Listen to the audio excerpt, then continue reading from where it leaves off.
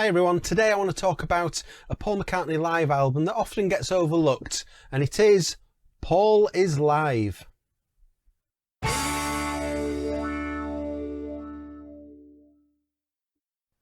everyone, thanks for joining me for another video.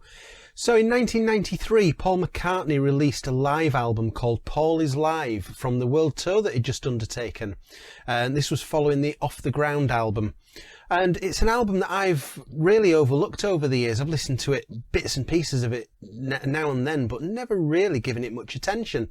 So I thought I would give it another go and see how I got on with it. And I thought it was especially useful to do that, seeing as though there are rumours that the album's going to be reissued during 2019 as part of Paul's ongoing vinyl reissue programme.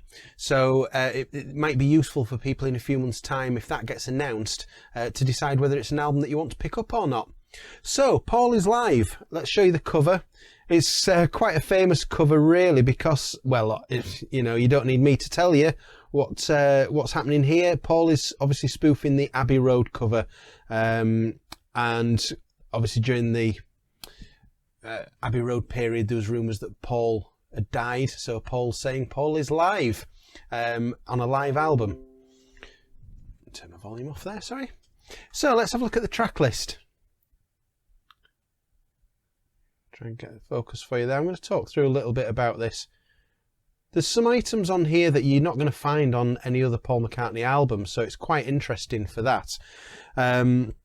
So, for example, you've got some songs from the Off the Ground album, like Looking for Changes, Peace in the Neighbourhood, Come On People, Biker Like an Icon, my favourite.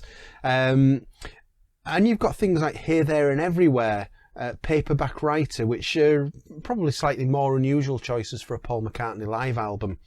Now, I said I'd not given this album much chance. Now, when I listened to it a couple of days ago, I really enjoyed it. I listened to it all the way through, and I was surprised at how good Paul's voice was sounding during this album. So in terms of the sort of lower reaches of his voice, the mid-range and the high notes, they were all there, and they were all sounding really good. So I was pleasantly surprised by that. I'd maybe dismissed a little that era as though it was one where he was sort of starting to not sound as good, but I thought he sounded really good on this album. This was the last tour, actually, that Paul did before his current touring band, who've been with him now, sort of about 18 years, roughly. So Paul didn't tour again for quite a few years after this album because he was busy with the anthology, and then of course Linda got ill and passed away, and it was a few years really until he got back on the road. So it marks a kind of an end of an era, this album. It's largely the same personnel as was on the Flowers in the Dirt tour, except that Chris Whitten had been replaced by Blair Cunningham on drums for this tour, and of course Blair was the drummer on Off the Ground as well. And it's interesting that this tour that followed the Flowers in the Dirt tour, there's actually no Flowers in the Dirt tracks on here at all.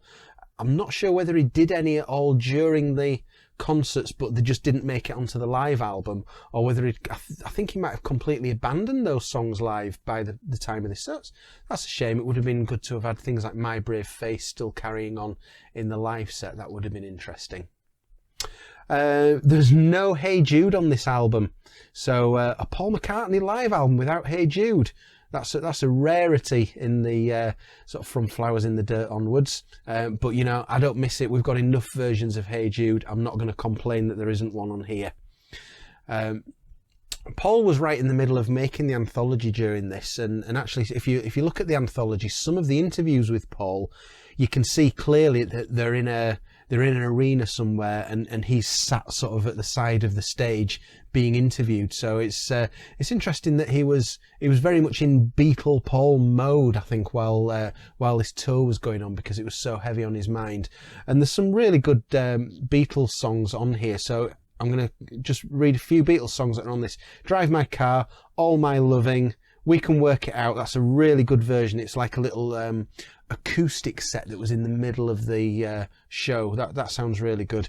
Michelle, Here, There and Everywhere, Magical Mystery Tour, Lady Madonna, Paperback Writer, Penny Lane.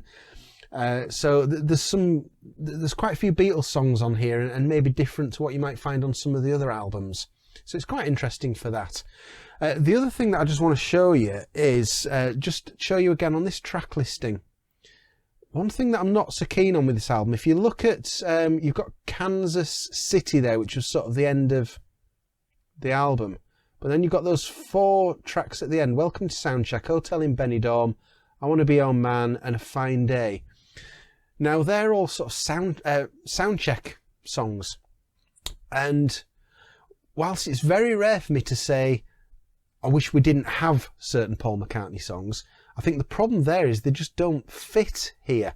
You get the concert ending, which is great, and then all of a sudden it goes down to these Soundcheck songs, which are obviously they've not got quite as much energy. They've not got the audience there, and it just sort of stops the album from having a proper album ending, if you like.